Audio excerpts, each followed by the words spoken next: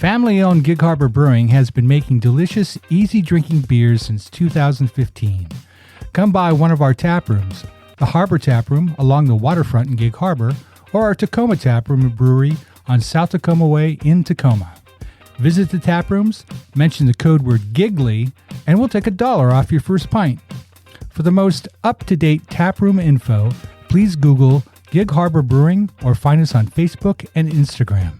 This is Gig Harbor Brewing founder John Fosberg, and I'll see you in the tap rooms. I remember that time when we had a last fight. Words were said out of line. They were your words, not mine. Do you ever look back and think about all the things you could have said? Replay them over again inside your head. This is the Revisionary Podcast. Stories of what we would have done in the past. This is the Revisionary Podcast with your host, Juan Carlos. The Revisionary Podcast. Welcome to Redux, a podcast about music, by a music lover, for music lovers. I'm Van Berryman, math teacher by trade, podcaster by hobby, former radio host and production coordinator, and avid music lover. Step into Redux for deep looks into album reviews with a concise but thorough comparison of an artist's first album to their most recent and their journey to get there. Plus, top 10 lists, best ofs, and other musical inputs to get you through the day. If you like what you hear, drop a follow on Instagram at Redux Podcast and feel free to let me know there what reviews you want to hear. Come along on this journey with me, sit back, and enjoy the ride. This is the Revisionary Podcast. Stories of all we would have. Hello, and welcome to another episode of the Revisionary Podcast. And as always, I'm your host, Juan Carlos. So, before we jump into it, I want to say, I don't know if you guys are aware of this, but you guys, the Revisionaries, are my favorite listeners of any podcast that I run. I mean, sure, I only run one podcast, but that doesn't make you my favorite any less. I mean, I know I'm not supposed to have favorites, but this is it. It's you guys. For those of you guys who've never listened to this before, the way this podcast works is we bring on guests, usually comedians, who tell a nonfiction story about their lives in which they wish things had gone a little bit differently. Afterwards, I give them an opportunity to tell the same exact story, except the second time, they can change any facts or details that they would like about the story. So, honestly, I feel like things are winding down. The holidays are upon us. I think if I know how to read a calendar, I think Hanukkah just ended. I know Christmas and Kwanzaa are coming up. So I guess everyone's just gearing up for the holidays. And I'm personally really excited, for the holidays. I like being around family, so it's always a good opportunity to be around family. So that's what's going on in my world. Today I have Axel Foley joining me. And he's an interesting guy. I'm actually interested in seeing how this conversation goes and sitting down with him. He and I met through a comedy writing group that we're in together. I'm constantly working with him and we bounce ideas off of each other. Let me make something abundantly clear, y'all. I'm not Drake. I don't have a ghostwriter. I write my own jokes. But sometimes, somebody will hear a joke that I wrote and be able to provide me some good feedback and help me adjust things. So it's a collaborative effort. So that's really exciting. But I'm hoping that you guys will enjoy speaking with him as much as I do. He's a very intricate guy. I think he has a very complex personality, but he comes across as very genuine, which is something I've always appreciated about him. I don't know what it is, but I enjoy talking to him because of how genuine he comes across to me anyway. So I'll let you guys decide for yourself, and you guys can let me know what you think on social media. But without further ado, let me see if I can get Axel on the line.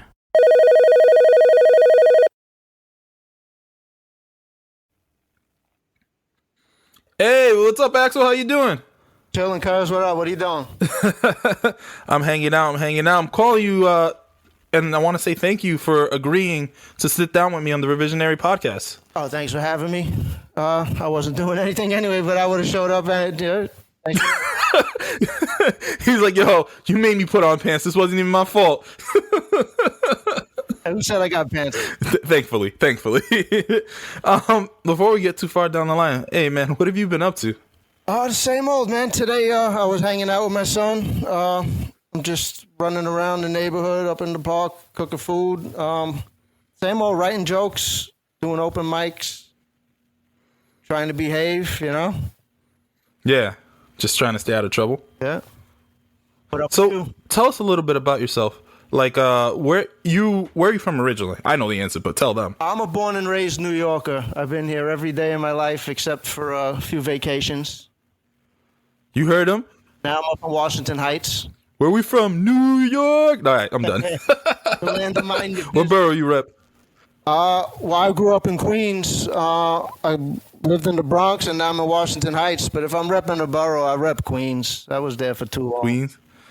Yeah, no, I understand. I understand. You know, as the revisionaries are tired of hearing me say, you know, BX for life, 718 all day, every day. You know, Highbridge is in this house. Was good. New York. Once you're a New Yorker, you're always a New Yorker. Yeah, man. I mean, I've lived in New York 98% of my life. So, you know, there's nothing I can do about it. Born and raised. It's all, you know, I love talking to other New Yorkers too, because I feel like there's just this like kinship, this energy that you don't understand unless you're from New York. We go through a lot of stuff here. People don't realize what it takes just to get out the door and back in one piece, you know? Yeah. But I wouldn't trade it for anything in the world. No. There's a reason they say if you make it here, you can make it anywhere. It's hard. No, that's true.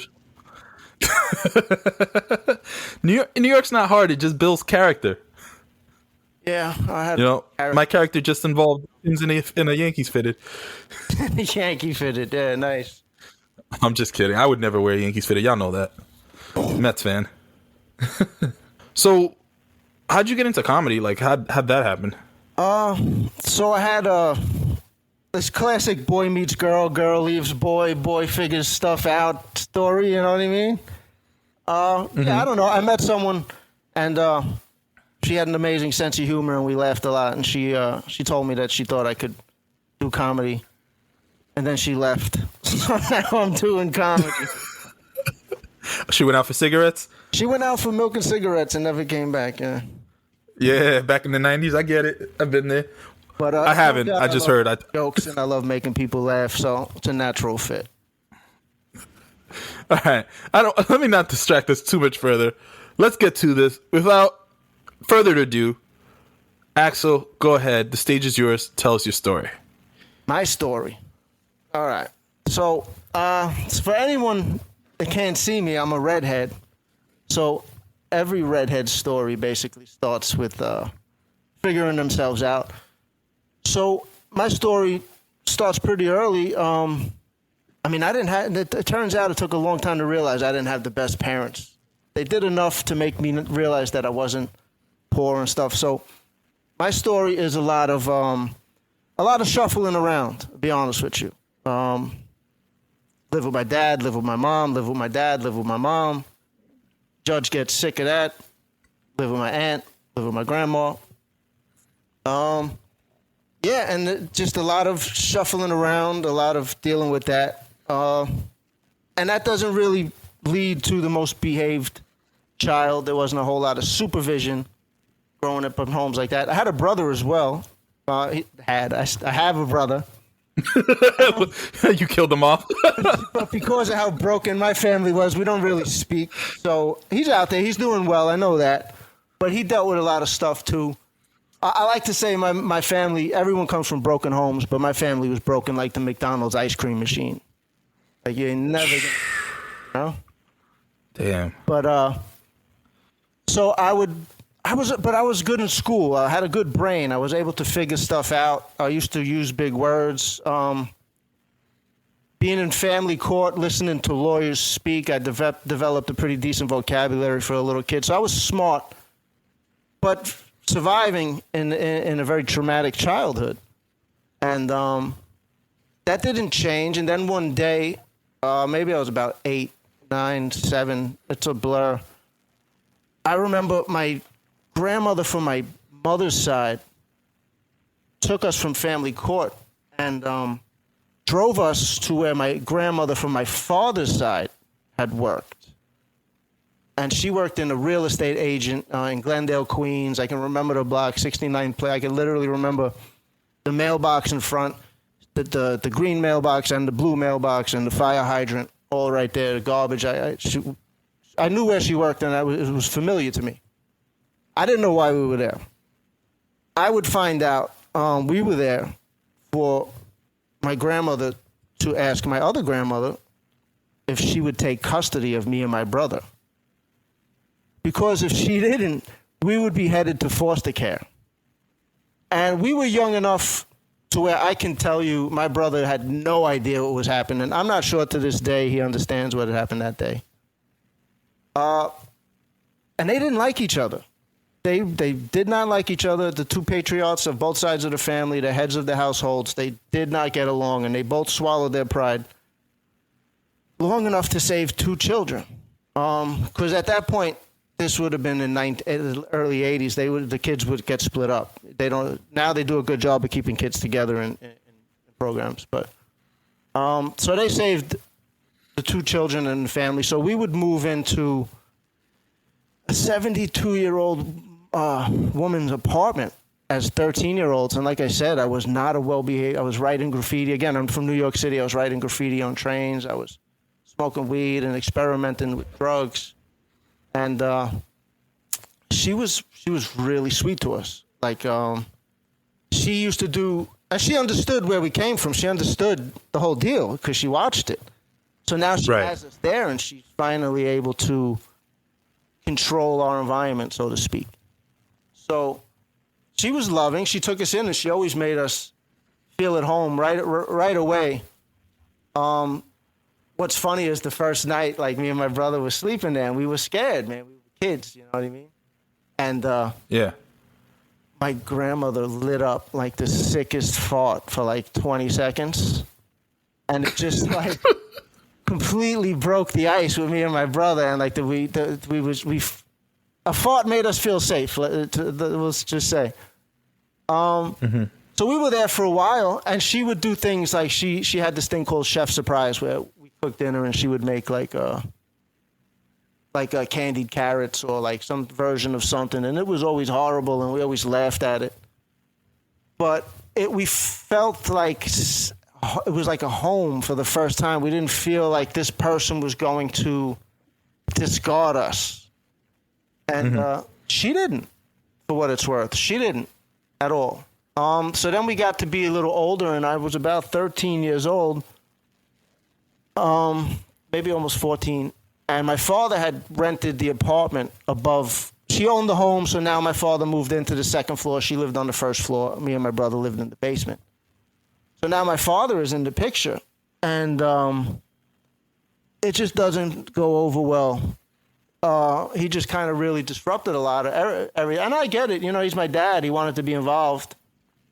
But he didn't have the tools necessary to function as a parent. I don't know how else to say it. Looking back, it was really weird. Like he just never really tried. He just had this idea of what a dad or what a man should be, and it just didn't work. Because I was a very sensitive young kid, and his bravado didn't really work. He did preach like being passive and peaceful and non-violent. So I did take that. That worked well. He talked about like walking away from fights. That was like one of the few things he taught me.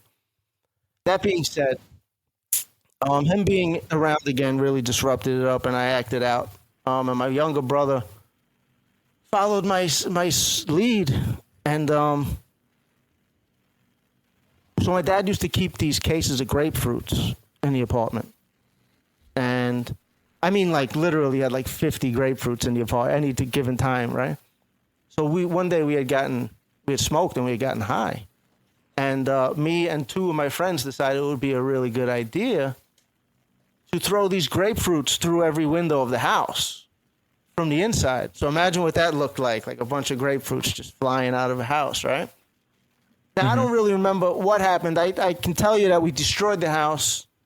You know, I don't know. I was not a good kid back then. I was very rebellious, but again, I was a child. I was 13 years old. And my dad woke me up the next morning I can't say the word he used to wake me up, but I could say, hey, you blank, wake up, I've had enough, and I'm bringing you to family court. I can't take you no more. My dad that day would drop me off at a group home. With 13 years old, 13 or 14, and he would bring me to family court and leave me with the correction officer. I sat on the bench as my dad signed paperwork, which basically gave up custody and guardianship of me at that moment. I was in the courthouse for a long time that day, and what I realized later in life, what happened was they were trying to hunt down someone who could come vouch for me or take me home, or probably looking for my mom, and my mom was in no shape, apparently, to deal with that. So I would be driven to a group home. It was Rockaway Beach and 103rd Street, for anyone that lives in New York. And it sounds like a vacation until you realize they sent the redhead to the beach in the middle of the summer. But, yeah, so that was a major turning point in my life without realizing it. It's not... So by the time I was 13 years old, being abandoned, being shipped around, being shuffled, being dropped off, being forgotten about was kind of just normal to me. So the group home just kind of seemed like a natural progression. As sad as it sounds, actually, I didn't cry. I remember calling a friend of mine from the bank of payphones that they used to have in courthouses. They used to just have these banks of payphones that people would call collect from. And I said, my dad, he's sending me to a group home. And she was like, are you okay? And I was like, yeah. For the record, that 3 months was pretty fun. I know it wasn't good emotionally or mentally for me, but it was a borderline vacation for a child who comes from a really rough background, because they showed me a lot of love, even from the first night. So then my mom, after a few months, would clean herself up enough to come and rescue me from this home. But the damage had been done, because I don't know that I ever recovered from that subconscious level of abandonment. The years would pass. I would have horrible relationship after horrible relationship for it. My abandonment issues from all of those years would force me to people please, would force me to remain in uncomfortable situations for fear of like people leaving me or not having friends. Let me drill down into this. I'm going to ask you a few questions as we discuss this. Let's go back to the beginning. So you mentioned that you weren't a good kid, or a well-behaved kid, I believe were your words, right? Yeah. What do you think, now that you've had time to reflect back on it, what do you think the reason was? Was it a cry for attention, or were you just like, you just felt like no one cared and you were unsupervised? Were you just having fun? Like, where do you think that stemmed from? I can tell you, after a couple of years of therapy and narrowing it down, a big part of it came, you just nailed it. A lot of it was a cry for attention, right? You want to just be seen. Yeah. But another part of why I was able to get away with a lot of things I got away with, one, listening to a lot of lawyers early, I learned how to manipulate adults as a child. And it sounds horrible, but I really was able to just kind of play adults. Another thing you mentioned was supervision. It's not that there wasn't any supervision. It's that me and my brother kind of grew up so hard that none of the other adults in a position of power or discipline wanted to add anything else to our plate. So it's like, oh man, these kids deal with all of this. The last thing I want to do is like take away their toys or so we kind of, and I'll be honest with you, Juan, a big part of it was nobody really cared, man. It's the truth. Nobody cared enough to really see us. Yeah. So then, here's my my next question. So now, you later mentioned that your dad comes back into the picture, right? Yeah. which leads me to two questions. While you were bouncing around, number one, first question is, where were your parents? And number two, how is it that he was able to insert himself back into your life and disrupt your flow? Like, where did he get, I don't want to say power because that's not the right word, but you know what I mean? Like, how did he have the ability, I guess, to like manipulate your situation? Yeah, to answer your first question about where were your parents, right? That's an obvious question. People usually ask after I tell my story, and the question is, I don't know. My parents would disappear for long stretches, years. I always would see them. They would always try to outdo each other at Christmas. I remember I had an uncle who was a drug dealer, and every Christmas we would have just garbage bags of toys, right? Like literal garbage, but nothing was wrapped, but just bags of toys, and that's their way of making up for like a year of not being there. So yeah, I don't know. They were out doing whatever adults who don't really care about their children do, drugs and drinking. My father gambled. Yeah. So how did my father assert himself back into the picture? It's pretty simple. That's what happens. You know what I mean? Like a dad can be a crap dad, and one day he wants to come back into the picture, and like people let the dads into the. You know what I mean? Like you got to give dads a chance. He wasn't abusive yet, physically abusive. That would come later to my brother. He never touched me. That's just what people do. It's because like she was my grandmother, so part of it could have been like, here, take your kids. You know what I mean? But he also was a firefighter who would work 3 days straight, so I wouldn't see him for 3 days. Then he would come home for 3 days. Mm-hmm. So it was a very unstable. Even with him there, it was just very unstable. And there just wasn't a lot. I would be honest with you, just wasn't a lot of respect left for Dad early. To be honest with you. So hold on. So then, ultimately, you did get split, right? You were the one dropped at the group home, not your brother. Just me, correct. Just you. Okay. And walk me through, I guess, how that has affected your relationship with your brother. So the weird thing is, right, is that I never spoke about this to anyone until like a few years ago with my therapist. I started to, because it was, to me, again, I remember it was just a normal thing. It was almost funny. I was in a group home. Oh, it's hilarious. Ha ha ha. Nobody knows anyone in a group home. How that affected my relationship with my brother, I don't know. I think that my brother was the younger brother, so I think a lot of times through my life I took the hits for him. I don't resent him at all for it. I used to stick up and protect my brother in street fights in the street, and all types of stuff. We just, to be honest with you, it just, the way we grew up it wasn't conducive to stability anywhere along the line. So we don't really speak because he deals with his own way and I deal with it my own way. And my way has been to isolate myself from my family, and not in like a bad way, just in the way of like every time I would speak to my mom on the phone, it would just be like constant struggle. Like I'll be honest, I got divorced. I tried to move in with her for 28 days, Juan. And she asked me in 28 days. She didn't ask me once how I was or if I'm okay. She made me sleep in the basement. Forget about it. It's a terrible story, but I can't tell you how it affected my relationship with my brother, because at this point there just really isn't anything left. We didn't speak a lot when we were younger about this stuff. Sure. No, we were very close, maybe too close. Mm-hmm. And we were all we had for a long time. And then maybe when we got older and we were able to forge our own lives, maybe we realized that we just weren't as important as we would have liked to have been.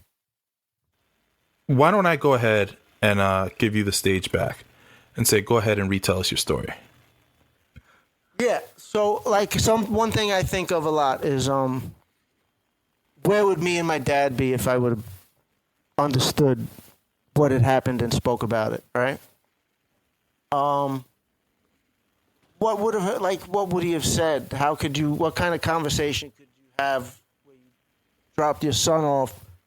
So I think about that a lot. Like, oh, Dad, what did you do that for? Right? And I believe that the relationship would have ended on the spot.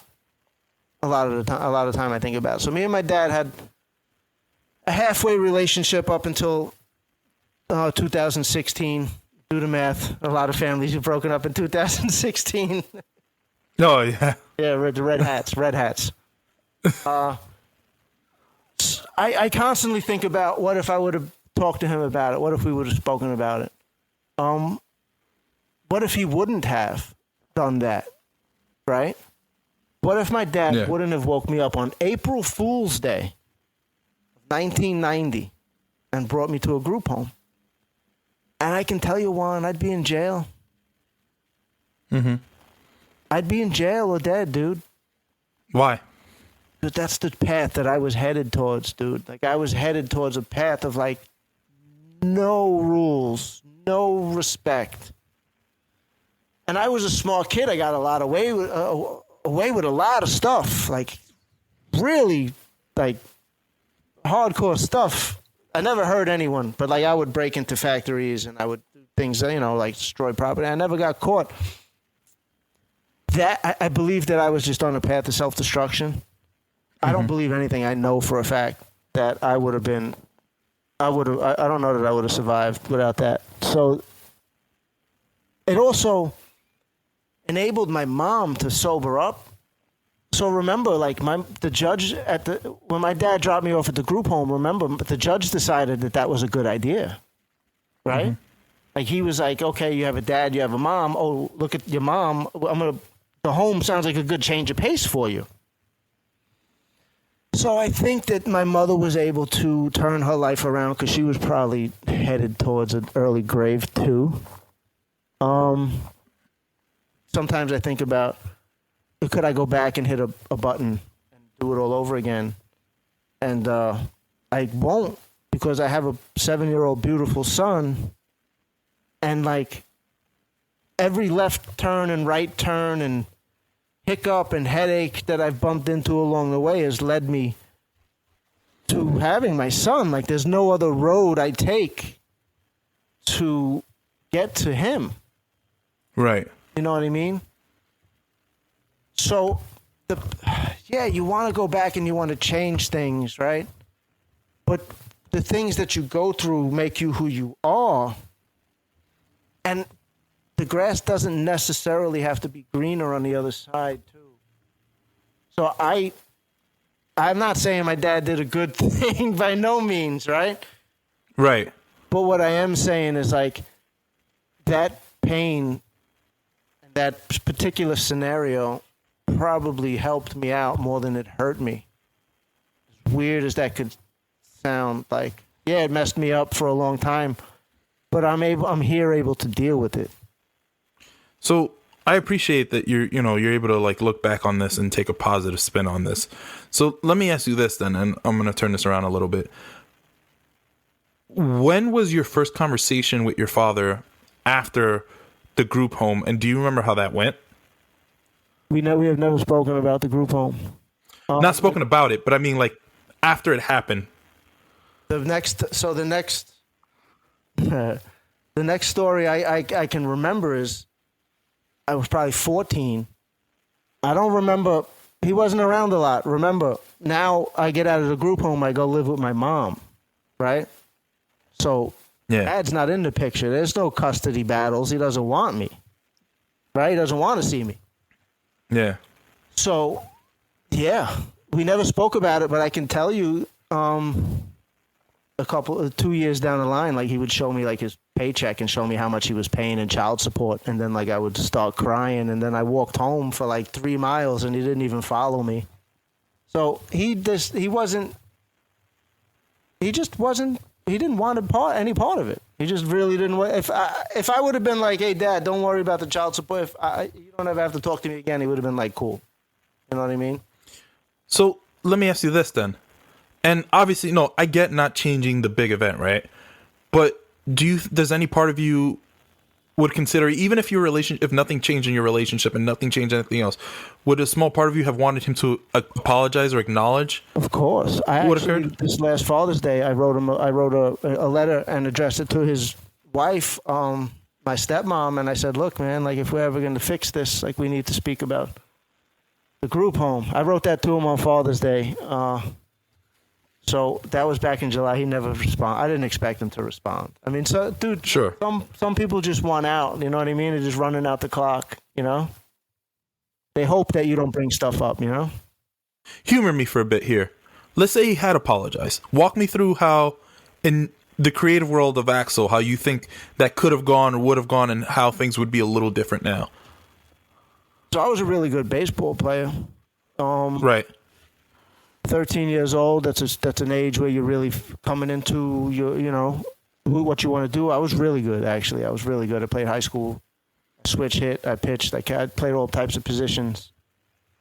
I could see myself not being a construction worker. I could see myself, the only thing my dad ever pushed me to do besides work and go to school was play baseball. Like, he took it really serious. Sometimes I think about that. I think about if my dad would have stuck around or just been involved. Like, I completely gave up on baseball at that point. I played like freshman year of high school, the first year, and I was just done with it. Like, so I don't know, man. I'll be honest with you. I don't know what a relationship with your dad's supposed to feel like. Sure. But now I have a 7-year-old, so I have an idea of what I want to provide. It would have been nice to have somebody to walk me through some areas in my life where I was confused. You mentioned how your mom wasn't around for a lot of those earlier dealings, right? Yep. Walk me through how you think life would have been a little bit different if she had been around to stand up for you earlier, because it sounds like she ultimately was the one who took you in, right? Yeah, she was the one who I mean, if she doesn't save me from the group home, what happens to it? You know what I mean? Like, what happened? Yeah. Live in a group home till you're 18, and what do they do? Put you on the street, and that's how you end up homeless, and that's how you end up in jail, right? Yeah.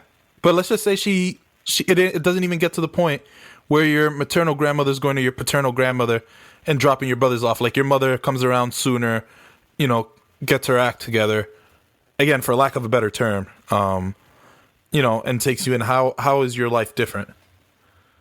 I don't know. When I was married, some nights we had dinner at the same table. That was kind of nice. I don't know, man. So that's a tough question to ask. I can envision what I would have liked to have from my mom. I would have liked to have had the same thing. So I'm not so great. I'm a good dude, but like, I struggle in relationships. Apparently, it would have been nice to have her explain stuff when I was young. They're tough questions to ask because you can't explain what you're missing if you don't know. So as I get older and I raise a 7-year-old, I bump into a lot of these scenarios of these lessons that I'm teaching a 7-year-old, I'm teaching a 6-year-old, and I'm realizing that, like, I'm learning it in real time with a 7-year-old, how to process emotions. Like, I never processed emotions in my life. Like, I just buried stuff until it was just too much. And now recently I've been actually sitting in the sadness. And the other day I was really disappointed. A mic didn't go as well as I would have liked it to, and I was super frustrated at the end of it. But 2 hours later, I had forgotten all about it because I had just allowed myself to process it. So the thing that I miss, I can tell you a short answer, the thing that I miss from not having my parents around are simple things like that. How to process emotions and how to... My mom taught me how to cheat on my taxes. Taught me how to do anything else. That's why my wife had to help me out with my IRS problems. You see what I'm saying? Like, yeah.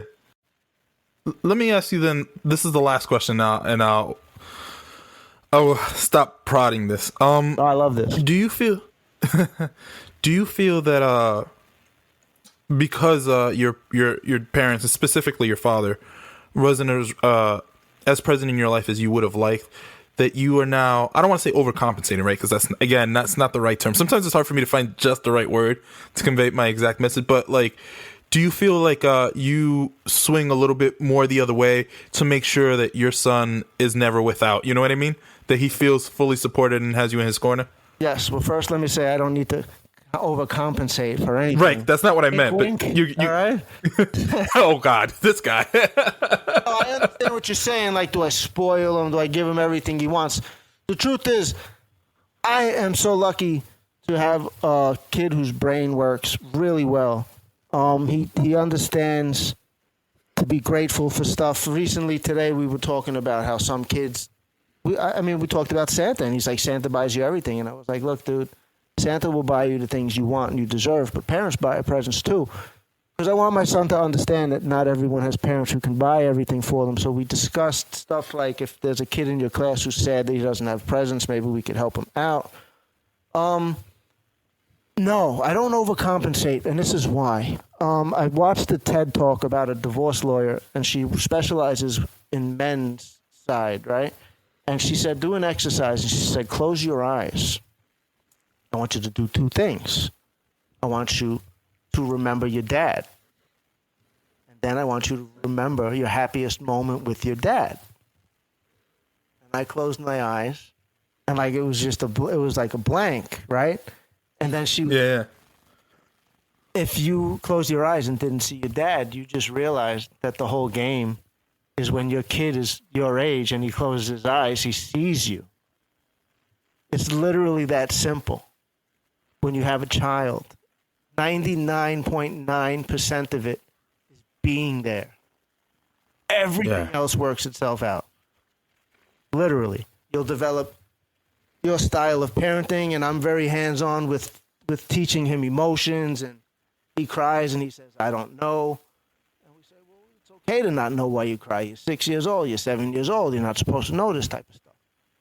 I just make sure, one thing that I do is I'm first in line every day I go pick him up from school. And that's me wanting to spend as much time with him as possible. But recently, he's acknowledged that he sees that I do that. He was like, I know who picks me up every day. And I'm like, yeah, Tuesdays and Thursdays, Mommy gets you. And he's like, no, like, when you pick me up, I'm the first one to leave. So that was like a really, really nice moment because he saw it and he acknowledged it.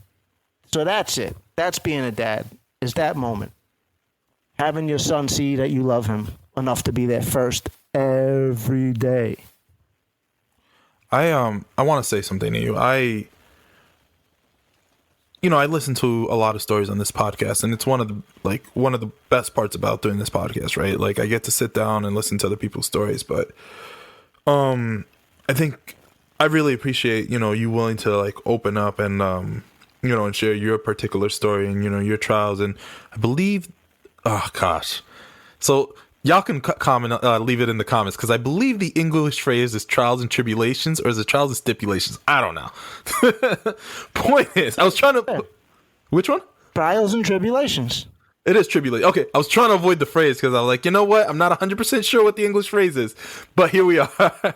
No, but what I mean is I appreciate you sharing, this story with us and like being vulnerable on the podcast. So like that, mostly because I do feel that sometimes it's easy to feel alone in the world. And anyone who's listened to me enough has known, I've said this in the past, it's easy to feel alone in the world. So I think one of the most powerful things that we can do as human beings is share our stories and connect, so others who are going through similar circumstances or have gone through similar circumstances understand that they're not necessarily alone, that there are people out there who do understand the path that they are blazing.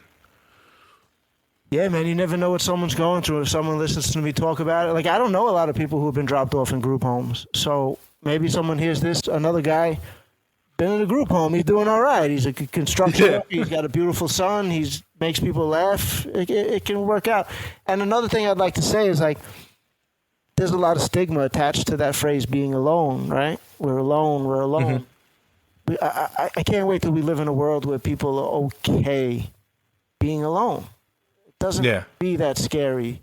So it's all right, Like you could be your own fighter That's another thing I've done. I used to say, I wish someone would fight for me like I fight for other people. And it took 3, almost 4 years of therapy for me to realize I could be that dude. So now I fight for myself. Beautifully said. Before I let you go, we have 2 traditions on this podcast. The first is we like to highlight a charity or an organization that is important to our guests. Do you have a charity for us or an organization? Well, St. Jude's just always seems to be like they save kids' lives. They seem to be the charity that I see do some of the best work. And for what it's worth, the Make-A-Wish Foundation is also one of my favorites. So if I'd have to flip a coin between the 2 of them, because Make-A-Wish just seems like the coolest idea. I mean, kids that are not going to be around, they make these amazing once-in-a-lifetime scenarios happen. Did you know do you know who John Cena is, right? Of course. Yeah, John Cena's done like 600 Make-A-Wish Foundation things. Like 600 That's actual beautiful. Make-A-Wish trips. Yeah. Sick. That's beautiful. Yeah. He's Like, a good dude. I almost want to say I wish someone would want me on a Make-A-Wish, but I also don't. You know what I mean? Like, I don't want anyone. Like, bro, like, if I'm your last wish, something went wrong in your life. I want you to know that right now. Yeah, just you walk in and get whacked. All covered in plastic, like. Yeah, man, nah. Let me ask you this. The last tradition that we have on this podcast, right, is we like our guests to share a quick childhood story that puts a smile on their face, like when they think of it. Like just something, it doesn't have to be anything big, but just the first thing that comes to mind of a moment or a memory or something from your childhood that always just puts a smile on your face when you think of it. All right, I'll give you one. I'll give you one with my dad. There are a few.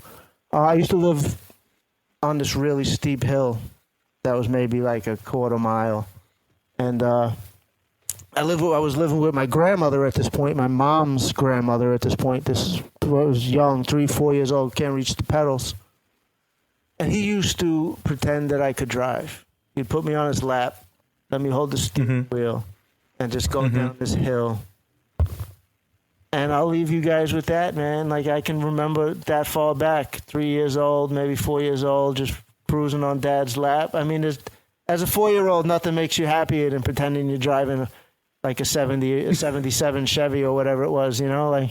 Yeah. So I'll leave you with that. Yeah.